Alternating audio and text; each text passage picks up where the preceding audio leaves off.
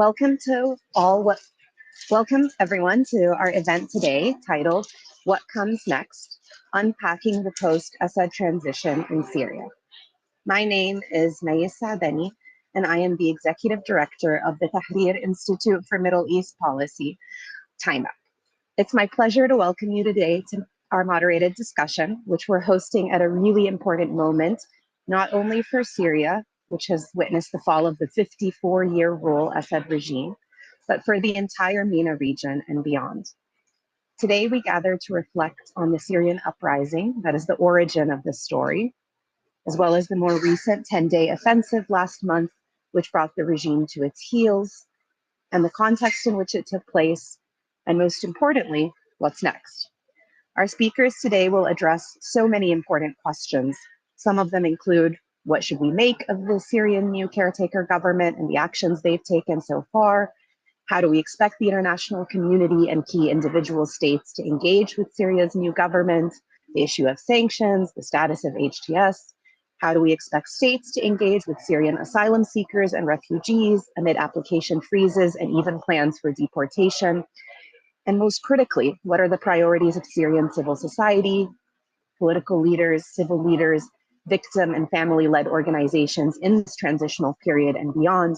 What are their visions for Syria look like?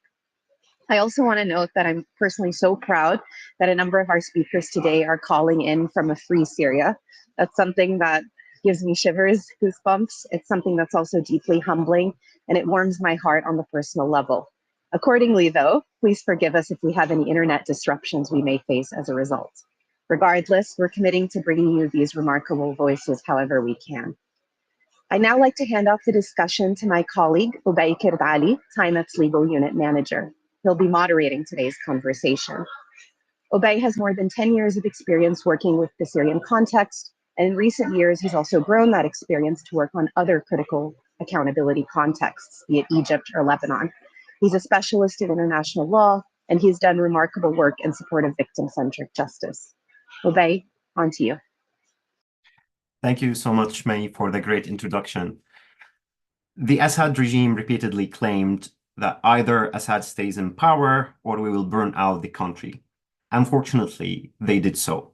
They fled the country, leaving behind collapsed economy, destroyed neighborhoods, widespread poverty, and most importantly, thousands of missing people leaving their families, desperately searching for any information about their whereabouts. Today, the question of what is next is dominating the public discourse. A fair question fraught with hope, caution, and anticipation. Although there may be no single answer to this question, our esteemed speakers today will lead the way for further discussion about the future of Syria after Assad. I'd now like to introduce our speaker.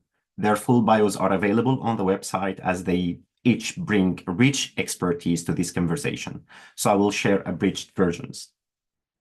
Wafa Mustafa is an activist, a journalist, and advocate for Syria's disappeared. She is also a senior advocacy and communication lead at the Syria campaign.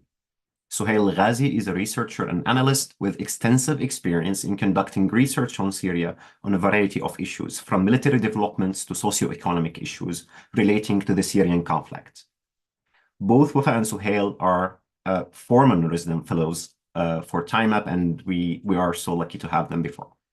Karam Sha'ar is an economist and the director of Karam Sha'ar Advisory Limited, which he founded with the goal of bringing cutting-edge academic and policy research to the Syrian context.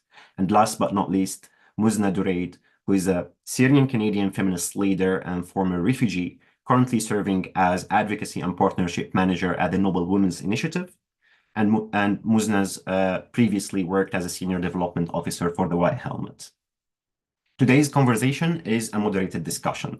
So we will start with 2 rounds of moderated questions, and we'll then open up questions for audience. So we invite you all to submit questions throughout the discussion, and we will turn to them at that point. So let's get started. I will start with you, Suhail. Thank you so much for joining us today. Suhail, we know that shortly after the military operation Room took control of Damascus, Mohammed al-Bashir, the head of the Syrian Salvation Government, was tasked of forming a caretaker government. And this government is expected to manage the country's institution until March 2025. We don't know early March, the end of March, but that's what we know, March 2025. Today, nearly 2 months after establishment of this caretaker government, can you describe to us some of the key actions that this government has taken inside Syria and from foreign relations perspective as well? Over to you, Suhail. Thank you so much, Ubay, and thank you so much, Time again. I hope my internet connection serves me well this evening. First, the new government that had been formed.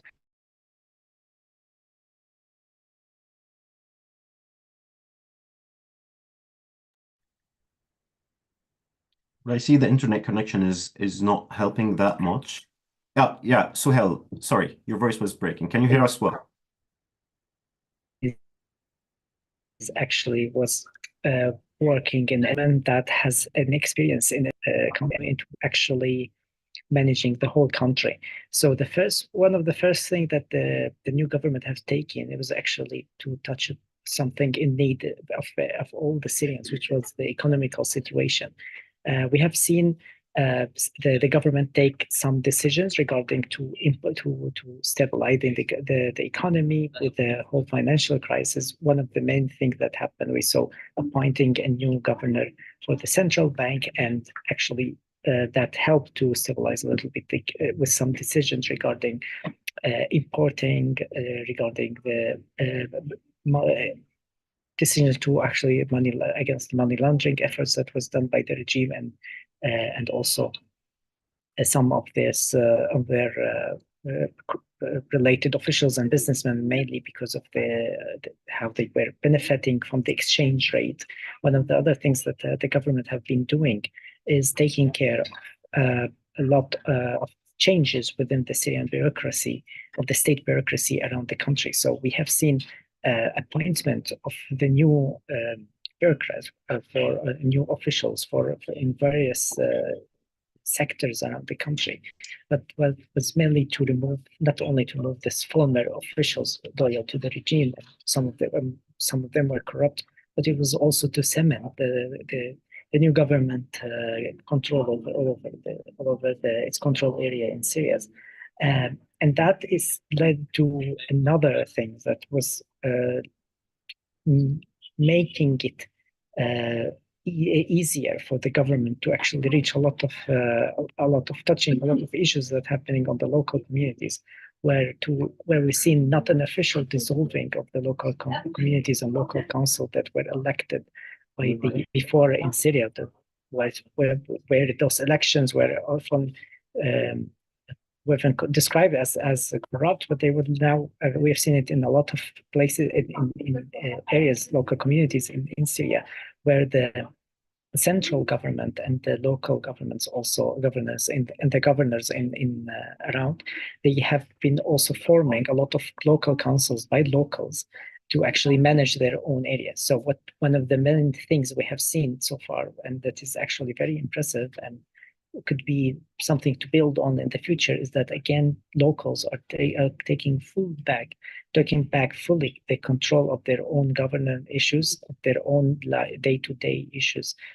While there are some still, of course, decisions taken by the central government, but they have seen something that haven't seen in a while, and that is something, well, a lot of people would know before in Syria, in rebel held areas, back before mainly 2012 to 2016, where we have seen across the country, we've seen all the work of local councils have been very important for the Syrians. And now it's been again reintroduced into what's formerly known as regime-held areas, with local knowledge, with the bureaucrats or the people who have been doing their own work, and they weren't corrupt. They were trying to do their own work for their own people. And now we are seeing with a little bit of help from people who were displaced before or were on the side of the position before, they are also getting back into work. That's something that is not only to just day-to-day work, but it's also contributing very well to the well-being, to the people themselves, to the harmony inside the local communities. And that something to touch upon in a very detailed, discussion later, I think. But another issue which have been seeing is that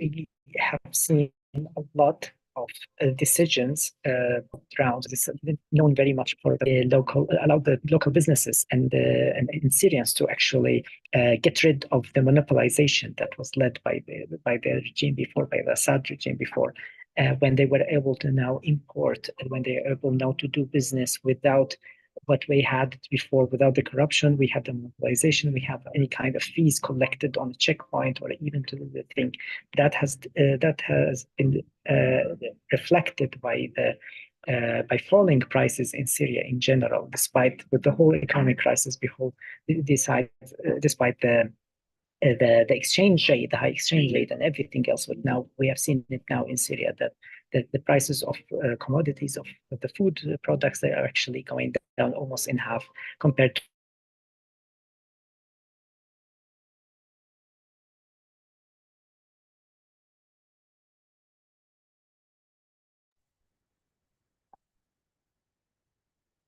Okay, I guess Suhail, do you hear us well? Okay. Until we have Suhail back, Wafa, I would like to turn to you with this question. Wafa, no one honestly can forget the momentous scene of the released prisoners on the night of the regime's fall. But as someone whose father is still missing, you know more than anyone else that thousands are still searching for answers. Wafa, what actions have been taken in support of the families of the missings, and what is still need to be done on that front? شكرا أبي. I mean, it's a difficult question. I mean, I'm not sure if I have an answer, especially to what actions have been taken, because I would say, I mean, it depends on like who are we talking about? Actions by who? By the new government, or by the international community, or by Syrian civil society, or by the families themselves? Because I can say that no actions have been taken, no proper action have been taken by anyone, I would say, especially not by the government, the new de facto government. I think it's very difficult to like briefly say, or maybe talk about the phase that we're going through till today, of the fall of the regime, and then having hundreds of thousands of people disappeared, and then having their families inside Syria, but also having thousands of the families outside of Syria, especially those who could not manage to go back to Syria to search for their loved ones themselves. I mean, I said that many times. I think till 3 weeks after the fall of the regime, we haven't seen any actions especially by international organizations. I mean, I'm not only talking about organizations who sit in Geneva and need to travel all the way from Europe to Syria. I'm mainly talking about organizations who have their staff and who have their work and who have worked for years inside Damascus, even when the Assad regime was still governing the city, at least. I'm talking mainly about the ICRC. I'm talking about the other agencies of the UN, who have been sitting in the Four Seasons Hotel for years, and we talked about that many times. We advocated against them sitting in the Four Seasons while Syrians are starving, and the Four Seasons that's been also owned by Sami al-Fawz, one of the most well-known businessmen of the Assad regime. They have done nothing, especially after the fall of the regime, especially since the first video we saw of releasing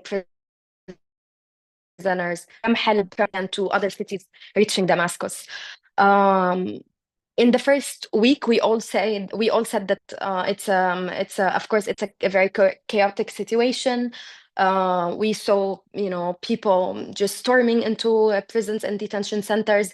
We saw media, doing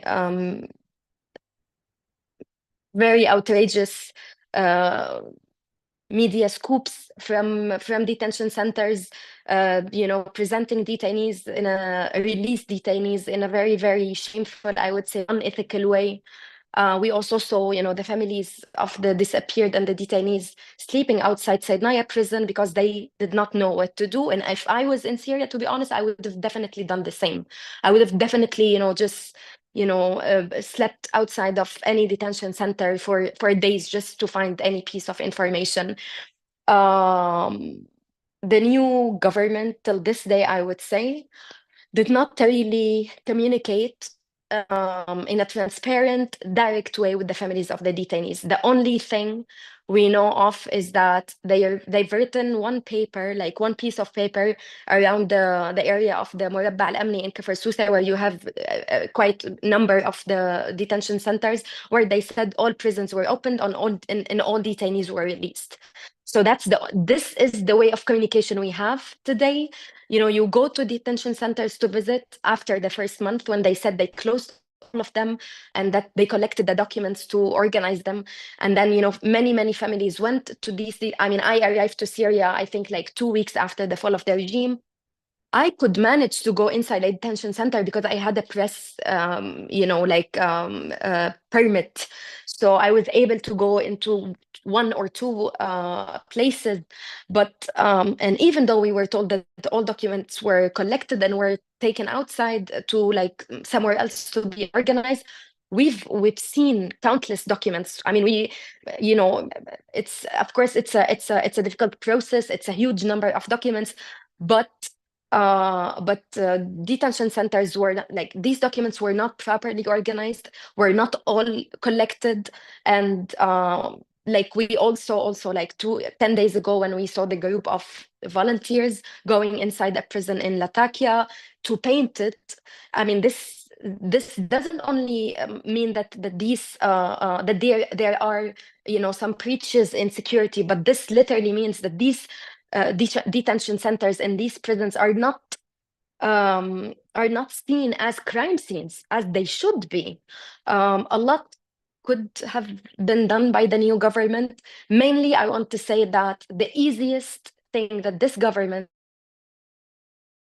should have done and should still do today is find a proper way to communicate with the families of the disappeared.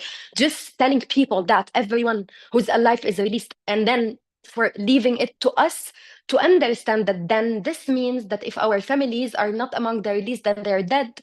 I mean, this is not the way the government should work, right? I mean, these conclusions should not be left just to thousands of families who have been for years not only waiting for answers, but we've been for years, the Assad regime, had just denied the fact that they held our loved ones. They denied that they arrested our loved ones. They told us that our pain doesn't exist, our suffering doesn't exist, and that we don't have, we reached a point where you would think that I'm not even sure if I had a father at some point, because the pain and the amount of denial is astonishing. And then now today, to be honest, the most painful part is that we have a new government and we are still unseen. I mean, no one talked to us. No one, used the media that is like the what is supposed to be today the national red TV to talk to the families of the disappeared. No one told us what to do. No one told the families who have been for weeks just walking. I mean, everyone who went to Damascus to celebrate maybe also saw in Al Marja Square how the mothers came all the way from Malaqqa and Deir ez-Zor and sat near the square for days, just waiting for their sons to maybe cross by. So no one talked to these families. I mean, just it's, I mean, you can for weeks we said, yes, of course the new government is very busy with we've been told that they're very busy with more important stuff like security and all of that. But to be honest, I mean, after the meeting between Shara and the mother of Austin Tice, all solidarity, at least to me, that was the point of like no return. Nothing can justify that that he found the time to meet one mother of American white detainee and did not have the time to meet, I mean, just a group of representatives of mothers and families of this disappeared in Syria. The last thing I want to conclude with is that, I mean, the argument that I've been, hearing for the past days is that, well, meeting the paradise is a political decision. What does that mean? Seriously, like, then meeting us is not a political decision? Then we, as Syrian families or families of the disappeared in Syria, Syrians, Palestinians, and others, are not political? Then the arrest of our loved ones was not political? It is political. And I would say, yes, the decision of meeting the paradise is a political decision, but also not meeting us is also a political decision and is also a political message. Thank you so much, Wafa. Words cannot describe what you're saying, and I'm very much, frustrated. Thank you so much for sharing that. I know it's very hard to say all of that, and I know I was watching you communicating and speaking in different languages and bringing and amplifying the voices of many people. But thank you so much for sharing again. Musna, you know that the return of Syrian refugees is a significant issue for policymakers in host countries, and especially for Europeans right now. You know that many European countries paused, unfortunately, Syrians' asylum applications immediately, like the next day after the fall of the Assad regime. From your perspective, is the humanitarian, living, and political situation in Syria ready for the return of refugees? What challenges do you see, and how should we be thinking about this issue? Can you unmute yourself? Yeah, thanks Ubair and Tahrir Institute for creating this space for to discuss like Syrians issues. As someone belongs to an area in southern of Damascus that was besieged for 5 years, wiped out by bombardments and full of landmines and unexplosive ordinances.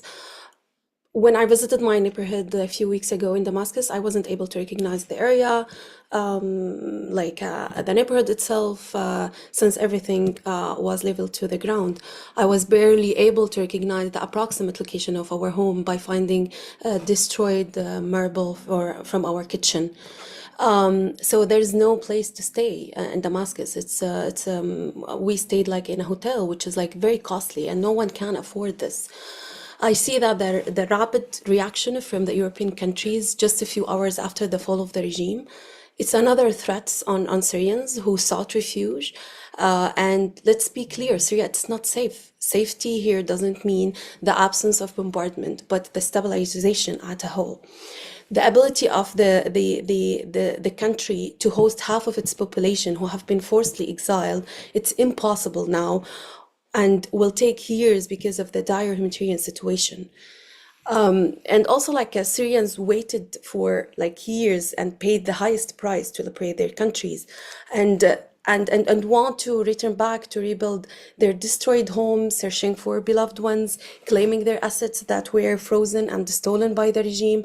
And this would be only possible by providing like a window of visit for refugees rather than deporting them or suspending their files or just like threatening them on suspending their files. And specifically when it comes for vulnerable communities, and also who have been impacted by bombardment, and also for women and also LGBTQI plus people. So all of these people can't come back, and also in general, for anyone, Syria, it's not ready to host anyone. Without securing the basic services, this wouldn't be possible for a country that suffers from one of the most severe and complicated sanctions in the world. many European countries have violated the international frameworks on refugee protection even before the fall of Assad, while Syrians and the Syria civil society and the international organizations brought them to the European Court to challenge their practices. There is a legal aspect that we can challenge, and we can challenge their policies that jeopardize the livelihood of refugees, and because of this clear violation of non-refoulement principle of Geneva Convention 1951. And we will keep pushing back these policies, especially when hosting countries cherry-pick refugees for their interest, like as of what Germany said, it's like we can let Syrian doctors and health workers to return back to Syria because we can't afford the labor shortage that will be caused by their return. So it's absolutely a human rights violation, and absolutely it's not realistic, and we can't accept forcing Syrians to come back to destroyed cities, to live under no services and in a dire humanitarian situation. So with Syrian civil society, with Syrians themselves, with the with Syrian refugees in worldwide, we can push these policies and challenge their decisions, but it's gonna be like difficult. Honestly, we are facing now one of the most like discriminatory like policies and laws against Syrians that it wouldn't be like easy to challenge, but we should keep pushing and working to protect refugees in worldwide. Thank you. Thank you. Thank you so much, Muzna. And speaking of which, about the current humanitarian situation, but also what you've mentioned about the economic situation in the country, I would love to hear from you, Karam. We know that it's natural that any government taking over Syria must prioritize economic recovery, the improvement of livelihoods, and the caretaker government seems to be no exception. So having made promises to increase salaries, provide electricity, and implement various other initiatives, how would you describe the current economic and livelihood situation in the country after almost 14 years of war? And as an economist, how realistic are the caretaker government's pledges given the current and foreseeable conditions in Syria?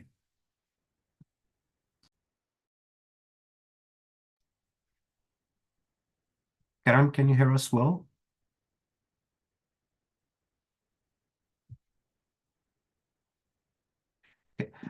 Karam, can Sorry. you hear? I've Obey, asked the question, but I don't know if, should I repeat can you the question? repeat the question, please? Sure.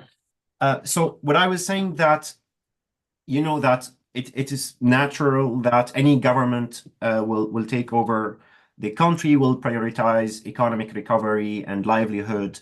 And the caretaker government promised that they are going to increase salaries, they are going to provide electricity and many other developments, economically speaking, and on the matter of the livelihood.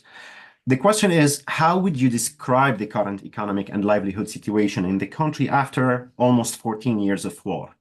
And as an economist, how the caretaker governments, how realistic their pledges are, taking into consideration the current conditions and the foreseeable conditions as well in Syria? Yeah, so I mean, at the moment, you're talking about an economy that is 15% of what it used to be in 2010, and obviously the distribution of that devastation is extremely uneven. Some sectors have been shattered, such as the oil sector, but others have been harmed a bit less, like the agricultural sector. Very few sectors have actually flourished, such as illicit economic activities, including captagon production, but also humanitarian activities, which now I believe constitute nearly a quarter of GDP. So now you're talking also about a rate of multidimensional poverty of nearly 90%. So you feel it on the streets in Damascus. I mean, you make the mistake and everywhere else of just maybe paying someone money and you see 50 people chasing you afterwards. You know, I mean, it's the situation, the humanitarian situation is very, very difficult. You see it in people's faces, in people's clothes. You know, in terms of service provision, state electricity is available for roughly 2 hours per day. Actually, everyone expected the situation to improve. It has actually worsened in most parts. I think with respect to monetary policy, the caretaker government has liberalized the exchange of money. Now it's no longer illegal for you to use foreign currency to trade, which has freed up, I think, the market and resulted in some improvements. The exchange rate, like the Syrian pound, has appreciated. But generally speaking, to go back to your question, I mean, the current caretaker government, I believe, will struggle with two main things. You know, the number one is the regulatory framework, the fact that it's fragmented. It's at times actually problematic on its own, you know, in like its own merit, but also when it's available, it's actually completely disrespected. And the other challenge is sanctions, economic sanctions. Now, to deal with these complexities, I think the caretaker government has indeed been over-promising, and I think it's in part because they wanted to just appease everyone initially. Initially, the security risk was at its highest, and so they wanted to tell everyone, just don't worry about it, we're going to be golden. The electricity will be back. Your salary will increase 400%. But realizing later on that they just cannot deliver on all of these promises. I think some of them a modicum of improvement, primarily because of the easing of sanctions and the fact that some foreign powers are willing to bankroll the caretaker government or just help them a little bit. Qatar has promised $120 million per month to fund the 400% increase in salaries. Turkey and Qatar have promised floating electricity generating ships. So generally speaking, I think the economy will start to improve, but because of the two hurdles that I described, we would not expect economic recovery to look like what it usually is in other contexts, say in Lebanon, where economic growth shoots up and then tapers off. What I think would happen in Syria is very, very moderate increase, and then it tapers off, you know? And obviously, there's a lot of uncertainty around these forecasts, primarily because of the political outlook. Well, thank you so much, Karam, for that. And definitely we will have another round of questions where we'll delve more into the sanctions part of this equation. But speaking of these pledges and what the government is at least promising to do, I would like to ask you, Suhail, that we are seeing right now foreign delegations have gone to Syria. We've heard many of them recognize the statements and preliminary steps taken by the caretaker government, while withholding a final judgment. Like all of them are saying, we will assess the government by their actions, so we need to look at the actions. And Syrians as well are making the same assessments. So all of us right now are monitoring and observing what's going to happen. So what benchmarks and actions would you like to see the government prioritizing in a way that indicate meaningful progress and meaningful commitment to the values of the Syrian revolution in the first place, but also to the democratic transition of the state?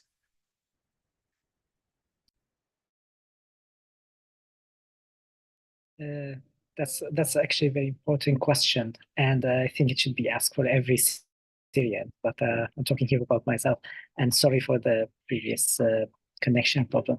I think the main issue, what Wafa was said, is like there should be an engagement with Syrians. There should be talking with Syrians about the whole issue, and that is something we were looking. We need now. The main issue here for all the past 13 years of the revolution in Syria was not enough engagement with actually Syrians, and not enough listening to what Syrians there was. At one point, the listening to Syrians for like outside, for people outside Syria, was listening to NGOs, was listening to warlords, was listening to figures, local figures, or whatever this. But now you actually, most of this has been almost shattered, because the front lines have shattered. So you actually do have now to go back to listen to Syrians in this specific part of this community, in specific part of Syria, as people who were with the revolution, and people who were with the regime, people with the neutral at one point, because that is the future. Assad is not here anymore. So the new administration should be listening to Syrians before also meeting with all those foreign delegation coming from here and there.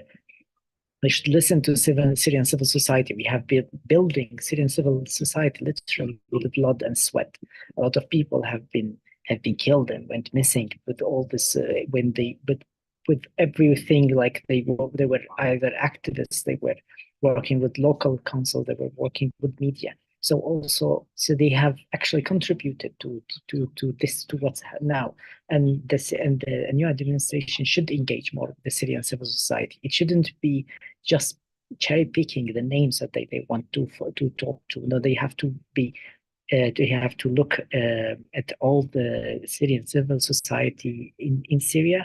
They have to be more inclusive when they are talking to. They do not have to be put the civil society as an enemy, like the regime was, or the administration before that happened throughout Syria. And another thing that should be very important to look at is that we have heard a lot of decision makings on decision of the future throughout the media, and sometimes throughout the foreign media. The thing about the national dialogue, we keep hearing it from, actually, I think it's Reuters, I think it was, or something else. So we actually do not know when this national dialogue is happening. There is a lot of uncertainty about this national dialogue. We keep hearing it was supposed to be happening in early February. There is nothing like that happening. And there is no public information to how the process of choosing the people who are going to be there and what is going to lead to. We're only hearing sources telling foreign media about it, and that's absolutely not something Syrians should be put in. We cannot wait to hear something like this from foreign media. We have to be talking about it, and we have to know more about it for what is coming over. But another thing that I would say, I want to the local administration to do to actually push for democratic transition is to be more open to the Syrians, to what its next steps, and it cannot be just uncertain and a lot of promises here and there. 400% increase on salaries. We're going to do this. We're going to do metro in Damascus. That is all talking here. We are hearing about. We're not hearing actual things that is going to be about Syria, and that's something they should be focusing on, and they should also be more engaging with the neighboring countries and countries that have been dealing with Syria, and even like Western countries, to actually put a plan for any kind of development aid, reconstruction of Syria, and that should be also made public. That should be also made something that the Syrians will choose, not just the current government, not just current administration.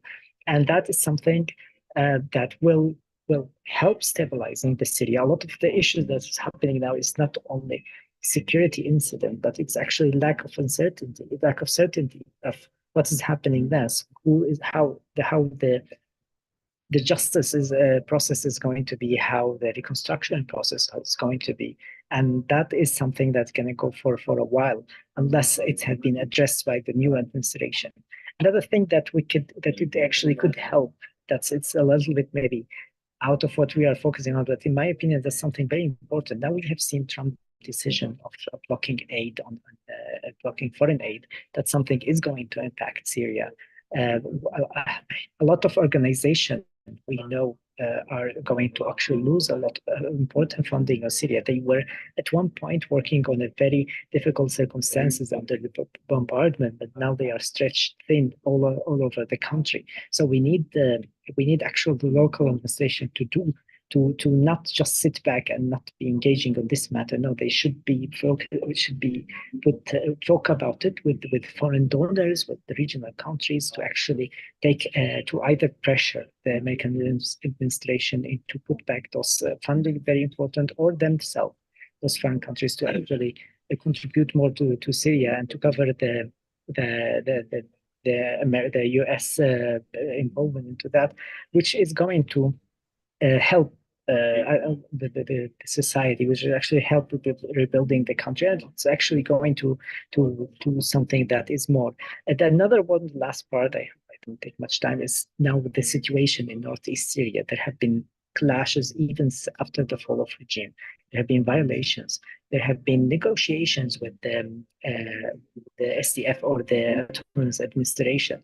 Well, also, Syrians do not know much about it. There is a lot of there's misinformation, disinformation on this main issue. There's a lot of hate speech that's actually dividing the country again to what division that we've seen before with the Assad regime. And actually now the administration should be publicly putting not a list of demands, but it's a plan to solve this issue, and that should be known. So no, like just two leaders of armed groups, they can just decide the fate of 10 million people living here and there, and between IDPs and refugees also. But it also should be something where Syria can contribute, where civil society can go and can communicate better way with civil society or people or local figures in northeast Syria to actually try to reach a solution for this issue. Thank you so much, Sohail. This is very much interesting analysis of the landscape. Muzna, this question I have, but I also recognize that some are asking in the chat box as well.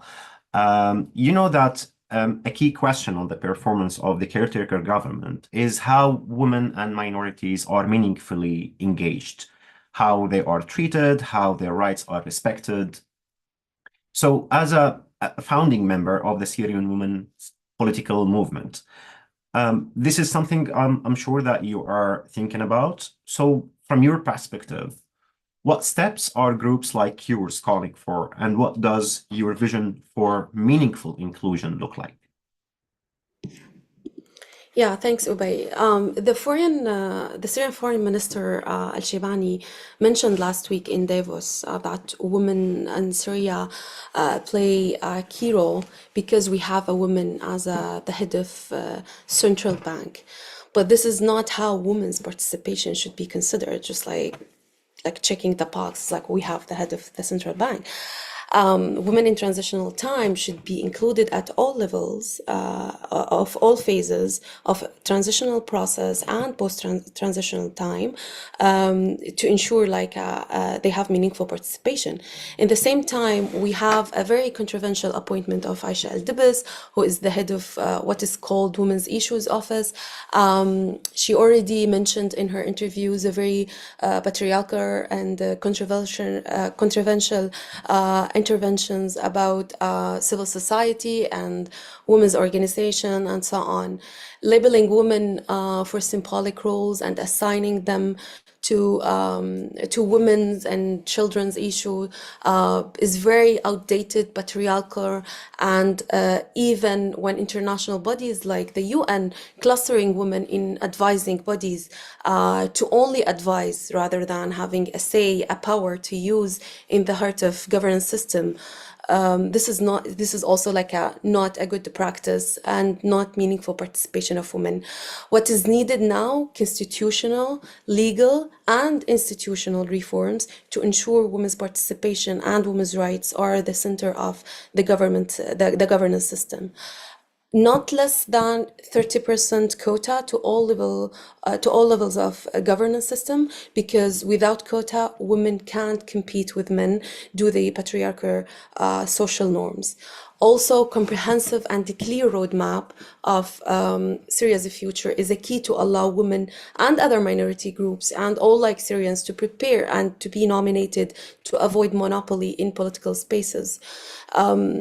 Returning to the women, to the Syrian women's political movement, so the movement opted to conduct its first conference in Damascus a few weeks ago since its inception in 2017 to occupy the physical space and to claim physical presence inside Syria after the fall of the regime, despite tons of administrative barriers related to the sanctions, the donors, and also dealing with the money transfer to Syria, which led such event to be covered by the contribution of its members. So we don't know like what the future will bring to like a civil society and how we can deal with sanctions and transferring money and also conducting like activities inside Syria with such circumstances.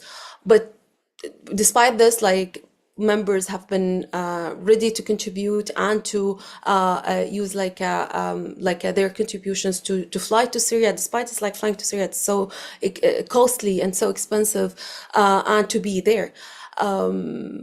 While like feminist movement like Syrian Women's Political Movement and other like feminist initiatives, there's also like a challenge for us on how we can be involved and being present without promoting for any like political leader or like a political body, but also how we can be also involved, but in the same time respecting our values and the principles. We have a prepared list of women from our members who want to be invited and to work also from different backgrounds in the national dialogue that should be happened like anytime soon. But honestly, the lack of clarity surrounding the national dialogue and also all like the coming steps around like the after March and what is like dates we have in Syria will absolutely lead to exclude women, because like we need to be aware, we need to be prepared, we need also to mobilize resources to be able to be present on the ground, even like inviting like members to attend meetings in Damascus from different cities in Syria. It's also very costly. So we are talking about like a country without services, without like a main like a transportation system or whatever, just like for people to be present and to be also active in this space. So there's a lot of challenges like dealing with the system, dealing with the administrative work, dealing with the sanctions, but also dealing with the caretaker government in terms of being clear, being transparent on the national dialogue and other also steps that coming up for Syria in the future. Thank you so much. Thank you so much, Muzna, for this comprehensive view of how we really speak meaningful inclusion. Karam, back to you. As promised, like, and many questions are regarding sanctions in the box. So you know that it is, I mean, most significant factor hampering the Syria's transition right now is the extensive web of sanctions, which, as you describe, usually like the multi-layered kind of sanctions. I mean, it is complicated, but can you give us a simplified lay of the land, explaining what steps have been taken already to alleviate the impact of sanctions, what still needs to be done? We've heard also the news yesterday about the European sanctions being for a temporary basis. You can elaborate more on that. We know that there are many efforts and there are multiple kinds of sanctions. So how can you help us navigate that in a simplified way? And what still need to be done on that? Yeah, I mean, basically, there are two types of sanctions imposed on Syria and Syrian actors. You have unilateral sanctions and you have UN mandated sanctions. Unilateral sanctions, in the sense that we're also treating the EU as one body because of its unified foreign stance. So these unilateral sanctions have also multiple types within them. One type is targeted sanctions, which actually target specific individuals, specific companies, and institutions. And the other type is sectoral, which basically says, regardless whether you're sanctioned or not, you cannot open a branch of a bank that operates in Syria. You cannot provide drilling equipment that can be used for extracting oil to Syria. These are sectoral sanctions. Now, there are the UN mandated sanctions, which focus only on terrorism related activities. So the Syrian regime has been sanctioned. The first time was actually in 1979. But none of those sanctions on the Syrian regime are actually related to the UN. So the only UN-wide sanctions are the sanctions related to terrorism. They started to emerge in 2013, 2014. With a request from the United States, who had already also sanctioned some of these actors. So these sanctions at the moment are imposed on Hayat Tahrir al-Sham. They're imposed on Ahmed al-Shara under his own name. So, I mean, as an individual and as an entity. So now, not all UN sanctions, not all terrorism related sanctions are actually imposed by the UN either. So in the US, actually, the lay of the land is a bit more complicated. So in the EU, for instance, at the moment, if the UN says there is a vote within the UN where these sanctions are actually abolished, the EU just removes its own implementation of these sanctions immediately, while and many other countries would do the same, while it's not necessarily the case for the US, which has its own autonomous sanctions with respect to terrorism next to UN-wide sanctions. Within the US, there's also like, for instance, FTO sanctions versus SDGT sanctions. FTO are managed by the Department of State, SDGT by the Treasury, and there are different ways of like imposing and lifting these sanctions. For the UN, you need a vote within the UN Security Council to actually lift them. This vote can be triggered in 4 different ways, but ultimately they all actually lead to a vote within the UN. Well, for most of them, I think the most likely scenario is a vote within the UN Security Council, which creates new dynamics for the process of easing sanctions. For example, China would have completely different interests from Russia, from the US. I'm talking about the P5 here. But now, this is the lay of the land. However, what's happening at the moment, I think what Syrians want, and this is maybe one of the very few times where we can actually speak in the name of the vast majority of Syrians, is sectoral sanctions need to be lifted, and they need to be lifted unconditionally. So, and immediately, because actually the very purpose of their existence is now gone. I think from my reading, this is a view shared by many Syrians. How terrorism-related sanctions can be eased is a matter of debate. Now, the last thing I will conclude with is the steps that have been taken towards the easing of sanctions. We've seen GL24 from the US, which I think was basically a bridging solution that does not deprive the incoming US administration from making its own decisions. So it basically provided limited relief, and I would say very limited. It's basically a humanitarian exemption on steroids, but it's also very short, so just for 6 months.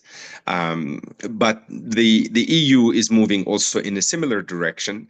I had today actually a meeting with the German envoy for Syria, and I think I can talk about that meeting because it will feature as an interview in our next issue of Syria in Figures. So at the moment, what's happening within the EU is there is a political agreement within the 27 member states that there needs to be a form of easing of sanctions. It includes the banking sector, and it will be most probably more generous than the US exemption. However, we still do not know what this actually means operationally. We still need to wait for a while to know what this actually exactly means. The issue is, and I continue to insist on the fact that I believe it's a fact, sectoral sanctions targeting the banking sector are the most detrimental sanctions on Syria, and these are the ones that actually need to be lifted. I've been arguing for the lifting before the downfall of the regime. The issue is if the EU does that, but the US doesn't, the overall impact would be very limited. So you need both of them to be gone for the banking sector to start to recover. But if one of them is gone, but not the other, you would have very limited results. And the US layer is actually broader. And unfortunately, I do not see the same political will within US policy-making circles that we're seeing at the moment in the EU. And obviously, I think it's in part because they have much less skin in the game. For a country like Germany, it's an issue of refugee return, for instance. But for the US, they can wait for much, much longer. And what would be most dangerous, I think, at the moment is seeing some countries making some demands that are unrelated to the reason of imposing sanctions in the first place. I mean, I wouldn't be surprised if Trump said, we're happy to remove Assad-related sanctions on Syria if you recognize the state of Israel, or if you abandon your demands to have the Golan Heights. I mean, you know how transactional they can be. That is one of my main concerns. It's very much concerning. And thank you so much, Karam, for simplifying the complexity of these multilayered sanctions we have in Syria. Back to you, Wafa, if you can hear me well. Wafa, can you hear me well? Yes. Perfect. Great. You know, Wafa, that Syria is coming out of 54-year brutal Assad regime rule, for which a vision of transformative justice and transitional justice might be articulated. And this is also many people right now in the Q&A are asking about justice, transitional justice, the different mechanisms. So from your perspective, what does a Syrian victim-centric vision of or for justice look like? And how can justice actors ensure that their efforts center around the victims' experiences and aspirations to justice? I mean, I think one of the main questions today is who are the victims in Syria? And I've been saying for days that every person in Syria, Syrians, Palestinians, and everyone who lived in Syria, everyone is a victim, because we have like different levels of crimes. We have intersectional crimes. We have different perpetrators. We have different levels of the harm that has been imposed on these victims. And I think, to be honest, it's not an easy conversation because 2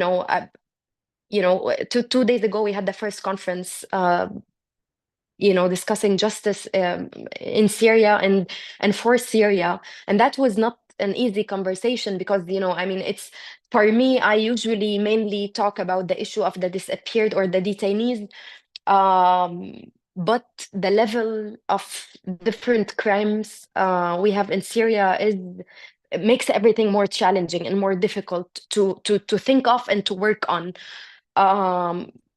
Suhail mentioned the ongoing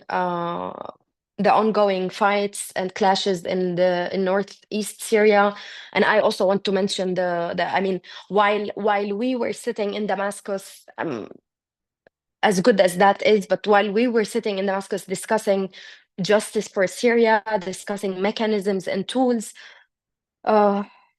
other people were, have been killed in Turkish bombing northeastern Syria, and also, other Syrians have been targeted by the Israeli occupation in the south.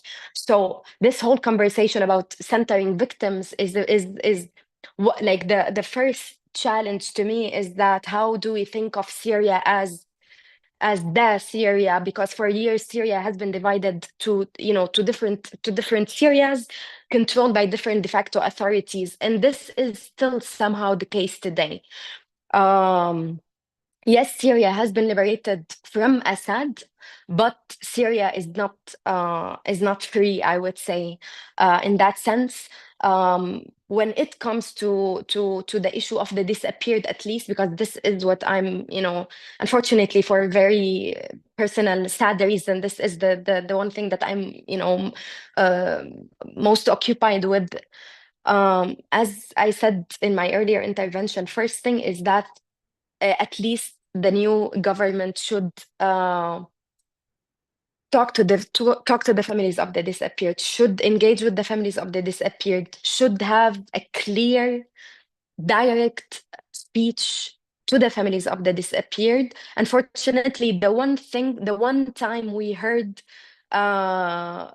any talk from Sharia about the disappeared, we heard it through the Jordanian TikToker, Joe Hattab. And that's very, very, very unfortunate, because while we have, as I said again, while we have a national, what we think of today as a national, TV channel, the new government decided to talk to us about such important conversation through a Jordanian YouTuber. And for the past weeks, we've been talking a lot about this meeting between Ash-Sharia and the families of the disappeared. And many people, are asking, why is that important? How come, like, how will he will manage to meet all of the families? And of course, that's a very easy question, but of course, everyone is using this question to, I would say, to distract from the main focus. Of course, Sharia and the new government will not manage to meet every single family, but the same way, he managed to meet a group of Syrian poets, the same way he managed to meet some of the, yesterday we saw a meeting with the Syrian American women. I think, having just a small number of representatives of the families of the disappeared is very, very easy to do, especially that you have groups of families and survivors that have been for years literally doing nothing but advocating for the issue, even when the so-called international community was telling us day and night that the issue of the disappeared is the most difficult one, and that literally they used to tell us that that's the one thing that the Assad regime is not willing to talk about, and that's the most difficult part, and that maybe we should, have more practical and realistic demands when it comes to the issue of the disappeared. Still, the families, the associations, and the groups advocated and talked about it and did not stop. So today, I think the new government needs to see the families of the disappeared as they are, not only victims and families of victims, but mainly as actors. We have been for years learning, working, advocating, talking to, unfortunately, I feel sad for us that we had to talk to policymakers, to politicians, and to states on daily basis. We had to talk to international media on daily basis. We had to learn about every single aspect related to the issue of the disappeared. We had, to become, I said this many times, we had to become legal experts. We had to, become experts in storytelling and media conversation and all of that. So we have developed a huge level of expertise. So as I said in my first intervention in Syria, public one at Al-Hijaz Square, in the protest we organized, we are here not only to demand our rights, but we are here also to say, we are ready to support, please use our expertise. And that's, to me, to be honest, that makes it easier for the new government, for us, and for the Syrian civil society to work collectively on this file, because there is no way that, the new government will handle such a complex file as the one of the disappeared on its own. And again, there is no way that they can do it without the families of the disappeared. So I would say that the main demand I have today is that talk to us, listen to us, and let's work together. The only way forward is if the families of the disappeared, the Syrian civil society, international organizations, and the new government come together, think together, and work together. And again, I want to say, we should not forget that we still have victims, Syrians and non-Syrian victims in different parts of Syria. We should not think of ourselves and of Syrian victims without these people. Thank you. Thank you so much, Wafa, for elaboration on that.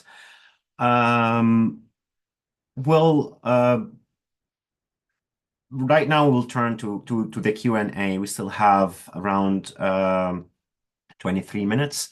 So we'll turn to the Q&A. Definitely will not be able to cover all questions, but we'll pick some of them. Karam, we'll start with you. We hear a lot about reconstruction right now in Syria and efforts on that. We hear that like many states are interested in investing in the reconstruction. What opportunities or what needs for reconstructions do we have right now in the Syrian sphere? So what do we need? What opportunities we have? And from your perspective as well, what can be pledged on a short-term and long-term basis on that? I mean, I think in general, I'd like to just clarify one thing, a figure that I've seen being misquoted quite often, which is mixing the toll of war with the cost of reconstruction. And I mean, obviously, the two are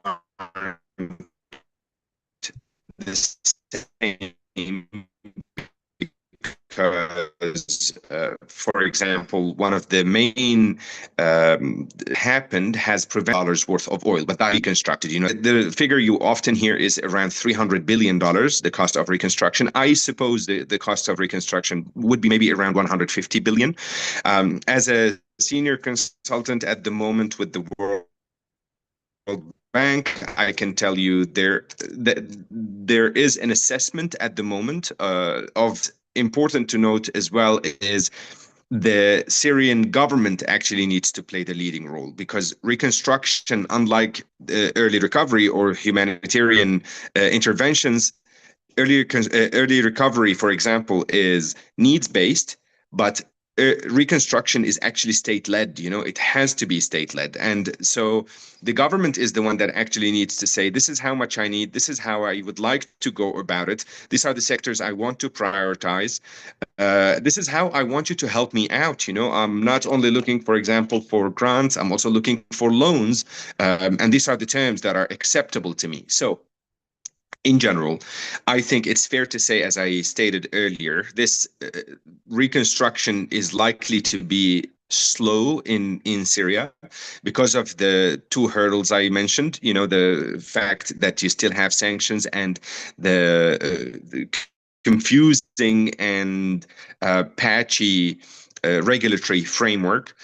But the sectors that need to be prioritized, I think there's a broad consensus among most actors, Syrian caretaker government included, that the electricity sector, for instance, the energy sector need to be prioritized, because these are the bedrocks for economic recovery. This is how you can get the private sector to also join the game. You know, you need to get them the basics done so that they can come back and start operating.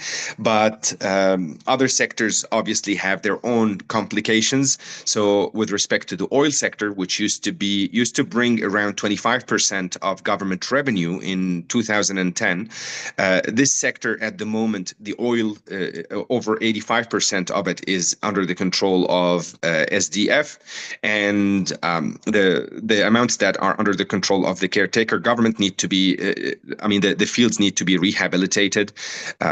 The electricity sector has its own needs. some governments are keen on helping out. For example, the German government is open to rehabilitating their Ali power plant, the largest power plant in Syria, because it has Siemens turbines. So yeah, in general, the picture is a bit mixed and yeah, complicated. Thank you. Thank you so much, Karam. Suhail, I know that we've mentioned and also in previous discussions that that there are plenty of misinformation and disinformation right now on social media, even on some news outlets. They might share some information, but then after like an hour or so, they take that down. So there's one of the questions, and I think that you might be the best to answer that. How can us verify these resources? What resources are reliable right now? If someone abroad wants to know what's going on in Syria, like for instance, I am Syrian. My family is in Syria, and whenever I speak to them, they keep telling me what you're seeing on Facebook and social media has nothing to do with the reality on the ground. So how can we know abroad what is the reality on the ground? What reliable sources what do you suggest? What do you recommend? Yeah, well, this information has been going for more than 10 years, 14 years, even since the start of the revolution.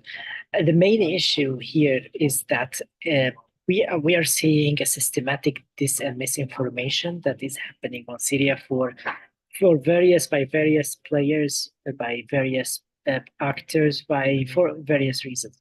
There is something we have seen for a long time, since 2016, the Russian disinformation that targeted white helmets, the first responders, they targeted survival of chemical weapons, it targeted Syrian organizations working on legal issues that Russia has done in Syria. Now we are also looking onto something a little bit bigger. We are seeing some regional powers who were pro-regime before, and now they are actually obviously trying to do something against Syrians. And we are also looking into a disinformation that's general all over the world. It is xenophobia and Islamophobia, and they are just using what's happening in Syria to justify that. So we can have a lot of discussion about that, but the main issue here is that we have Syrian organizations that have been working on documenting human rights violations in Syria before 2011. They have been issuing reports. They have been counting. They have been documenting cases of abduction, of detention, of extradition, killing, and they have been doing a great work. We can name names a lot, like Syrian Network for Human Rights, Syrian Center for Media and Freedom of Expression, Syrian for Truth and Justice. A lot of those organizations have been doing in a very dire circumstances than what we are seeing now. But now what's happening is that we have a couple of Facebook pages, couple of social media personalities we have never known before, working under pseudonym. They do not have their a methodology being put out, being published, and they are just bringing up the recycling old photos or even photos from outside Syria, using it as Syria, using those people have been killed in this violation. And it's actually the worst thing is that it's not also causing sectarian tension or anger, but it's actually it's taking the importance of the real victims of those violations. In Homs governorate in the past 2 days, we have seen also a huge violation where at least 12 men have been killed by unknown assailants, but with their names being put out, and there have seen a lot of disinformation about it. Those are the real victims of a violation that happened, but because there is a lot of misinformation, it actually covered it's like it's not covering the story. It's what now is being put out is like there is a disinformation, but it cannot just see the truth actually behind it. There is an interest that we have seen the foreign media going back to Syria for the first time, free media in decades. Journalists are now in Damascus and Aleppo and going to other places. They have been talking to locals. We have seen also some reports where actually locals are freely expressing what they want. Sometimes they're a little bit scared, but they're actually saying what is happening. But the main issue here is that this Syrian civil society that has been going for 14 years, it didn't came out now.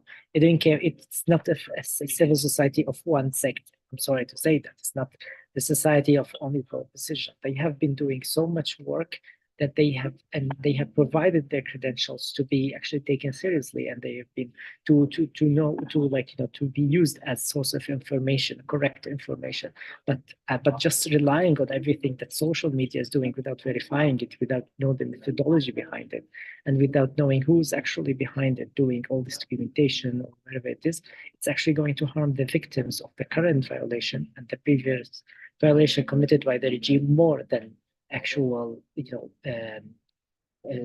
more than actually covering the whole story. Thank you so much, Suhail.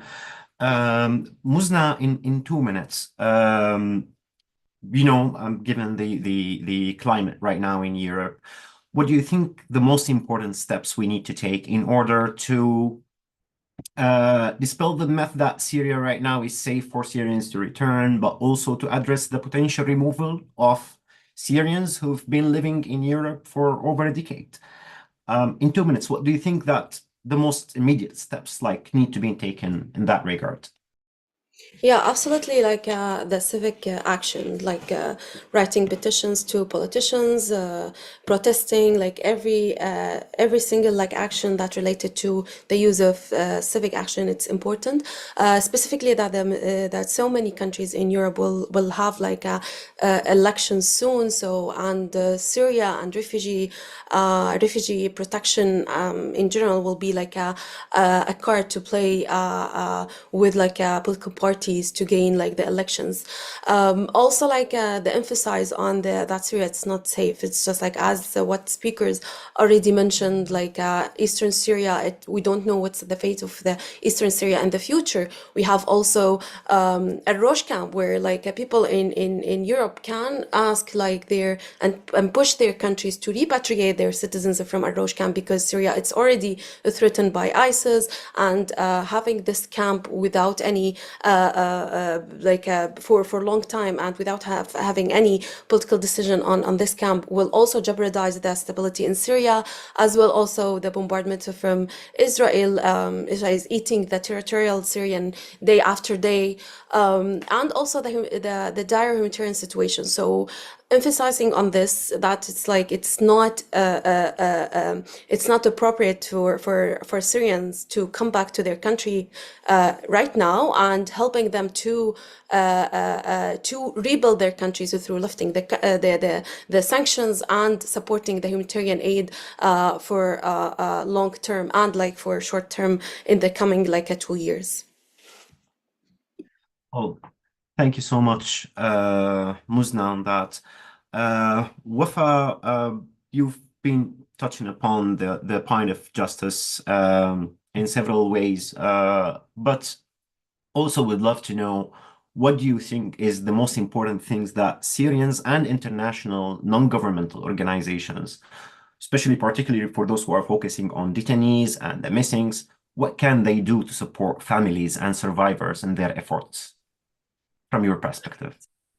I mean, there's a lot to be done. 2 days ago, I read that I saw the picture of one of the released detainees on the 8th of December, and I read the news that he unfortunately lost his life after 1 month of his release. He's been detained for years, and then he lost his life 1 month after his release because of his dire health situation. And of course, there is also a psychological aspect. A lot should be done. Look, I mean, everyone is saying that we have no answers. The answer that we have to the families of the disappeared, that your loved ones are dead, and I don't accept that, and I don't think that that's a proper answer, and that's an answer that will satisfy the millions of Syrians who are still, searching, if not for their loved ones, at least for answers and for the truth.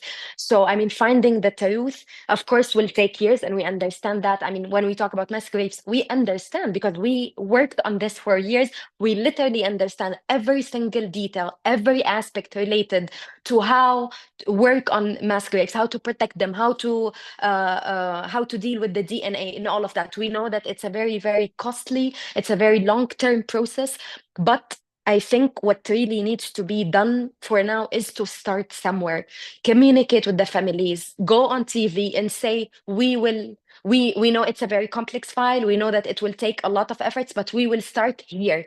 Just, communicating with us, just telling us that you will start somewhere, believe me, will make a huge difference for the families of the disappeared. At least the fact that we will know that someone, and mainly this government, is taking the lead and will include the families of the disappeared, and the Syrian civil society will make a huge difference. Organizations like the ICRC and other Syrian organizations that are mainly focused on delivering aid and supporting the former detainees, this is the time for you to work. I mean, the released detainees are a couple of thousands, and they are, we have no idea about what they're going through. Reach out to them, go to them, please, please, please, especially Syrian organizations and especially in international organizations who have been working outside of Syria.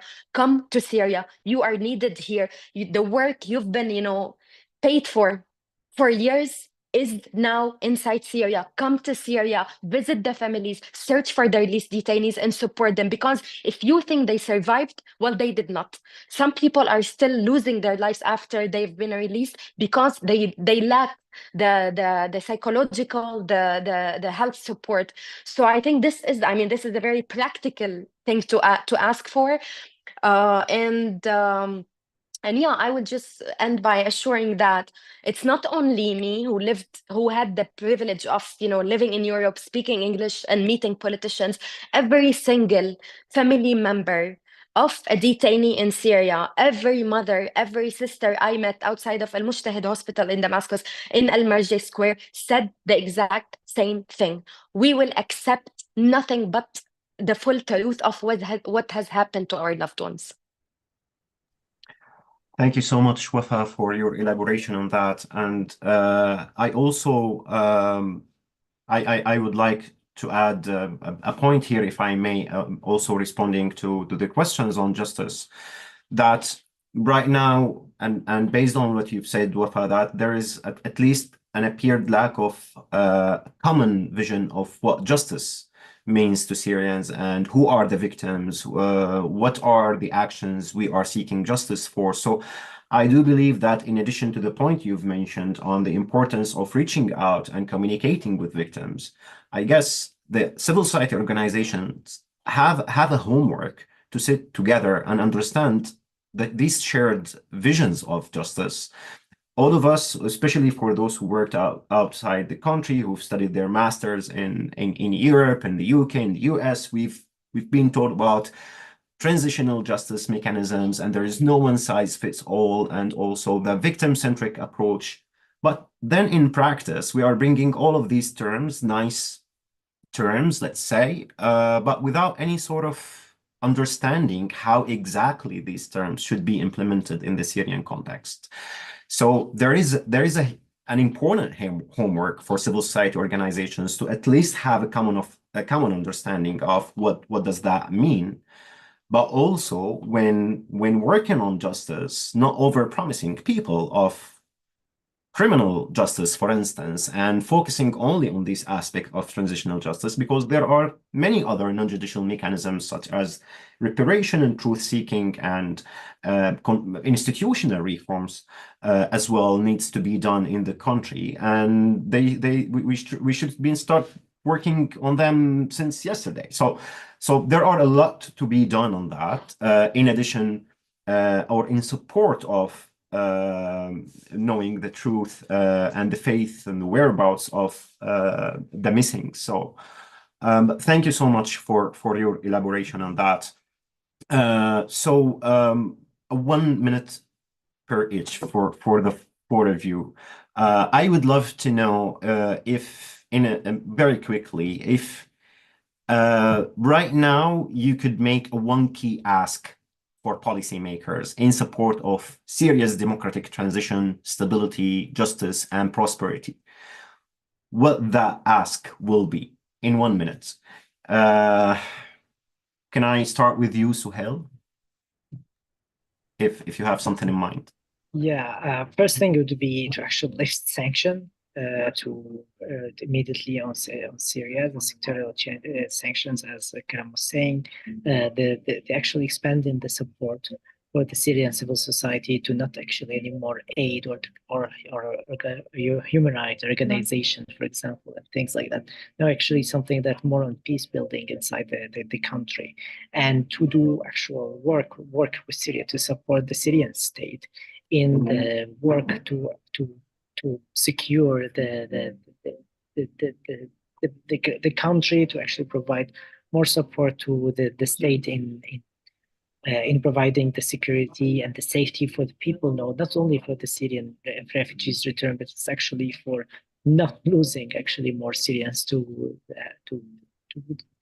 again, like before, in the past 14 years, but actually to help to this transition, not based on only some goals like refugees return and peace in the Middle East, whatever that, but it's actually to put the Syrian lives more, because in the past 14 years we haven't seen something like this. Another thing is that a wish, that's a wish, that's wishful thinking. I actually wish that any kind of future help is going to come from the international community, from European or Western countries.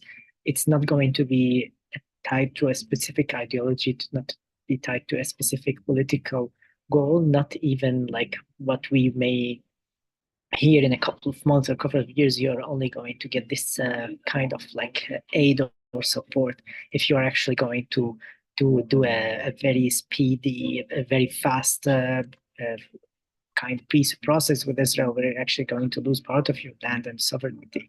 That's something that's absolutely not going to help Syrians, and it's actually something that Syrians didn't want when they protested in 2011, but they wanted something completely different, and that's how it should be. Thank you, Suhail. Thank you so much, Muzna. In 1 minute. It's so hard, yeah, but like generally, like decolonize your policies when you deal with Syria, and also respect the Syria's sovereignty, and don't use the sanctions as a tool to pass your agendas on Syria, because this is a humanitarian issue. And the most important thing is repatriate your citizens who've been former fighters, because we need to have stability in Syria. This is like your own responsibility to your citizens and also to Syria, because this will help a lot Syria to be stabilized. Thank you so much, Muzna. Wafa, the floor is yours. 1 minute. Well, I will say something that is less sophisticated. My main ask is please leave us alone, but that's not gonna happen. So I would say, as I will add to what Suhail said, to be honest, that I would say that like decolonization, in the sense that Syria is not just Syria. Syria is part of Sykes-Picot, and whatever policies, whatever actions you will take in Syria or for Syria or with Syria today will not be separated from your actions in Palestine, in Lebanon, in Iraq, and other places. And so I would say that, just please, I would wish for, because I don't see anything happening, but I wish for is that the whole international community will think of all of these countries as a whole, because any separated individual policies are definitely impacting other regions and other places. Thank you so much, Wafa. And I guess we've lost Karam for connection. May, over to you. Thank you, Bai, for skillfully moderating this panel discussion. Thank you, Wafa, Sohail, Muzna, and Karam for making the time to join us for sharing your insights and expertise during such a beautiful and important moment for your country and for our whole region. I think with 3 of our 5 calling from a free Syria, I think we gave the internet a run for its money, but here we are at the end, and I'm so, so grateful we were able to hear from all of you. And of course, thank you to our audience for your insightful questions and your active participation. You always make our conversations richer. Of course, thank you to the Time Up team who have helped make this event possible, particularly but not solely Obey.